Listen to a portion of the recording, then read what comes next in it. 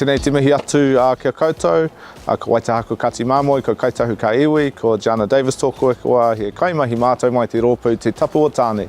Kia ora everybody, my name's Jana Davis. I'm the Chief Executive here at Te Tapu o Tāne. We're an environmental conservation organisation which is owned by the 4 southern runanga of Ngaitahu. We've been established to help create a better understanding of how to regenerate our whenua and our awa, our earth and our water.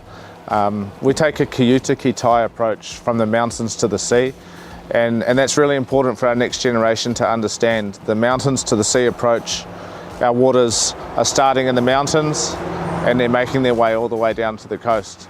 So we're here to help connect with communities, give a greater understanding of conservation in Aotearoa and Te Waipounamu in the South Island, and do this from a Te Ao Māori perspective. So looking forward to showing you guys around our nursery today and showing you what we're all about. Ngā mihi.